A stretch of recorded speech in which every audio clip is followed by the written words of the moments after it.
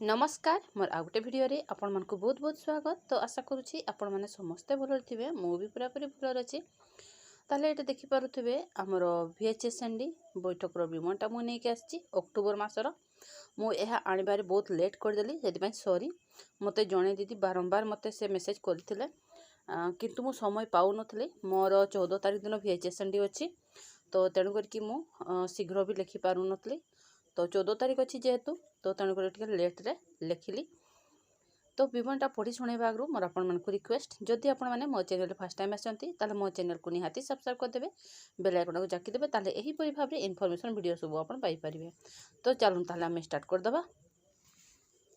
अद्यता 14/10/2025 रिख दिबा 1 घटिका समय रे अंगनवाड़ी केन्द्र बड़भंडू ठारे VHSND ममता दिवस पालन करागला।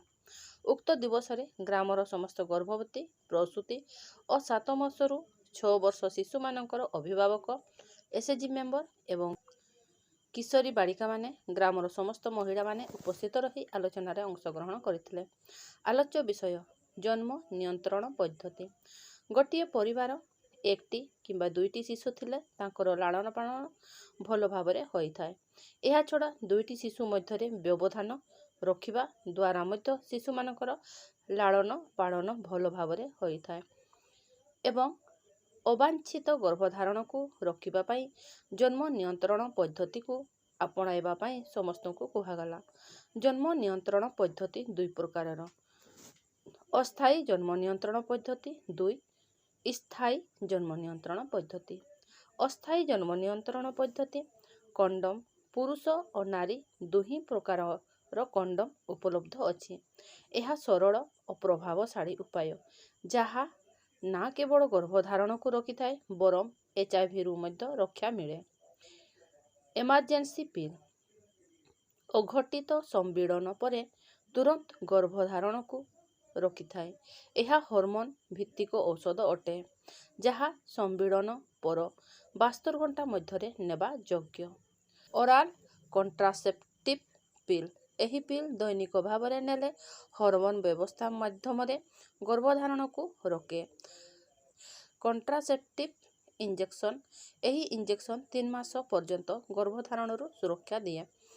इम्प्लांट यह एक छोट प्लास्टिक मॉड्यूल अटे जहाँ नारी हाथ में अवस्थापित हुए और 1 वर्ष रु 3 वर्ष पर्यंत गर्भधारण रोकिबा पई काम करे। IUD एक छोट यंत्र जहाँ गर्भाशयर भितरे रखा जाए और 5 वर्ष पर्यंत गर्भधारण सुरक्षा दिए। स्थायी जन्म नियंत्रण पद्धति भूसेक्टोमी यह पुरुष मानक पई स्थायी जन्म नियंत्रण पद्धति। यह स्पर्म स्राव रखि थाए। ट्यूबेक्टोमी यह नारी लगाम पद्धति भावे प्रसिद्ध। एहारे फलोपियन ट्यूब गुडी को काटी दिया जाए जहा फल फर्टिलाइजेशन हेबाकू संभव नुहे। स्थायी और अस्थायी जन्म नियंत्रण पद्धति माध्यम गर्भधारण को रोकी हेबो।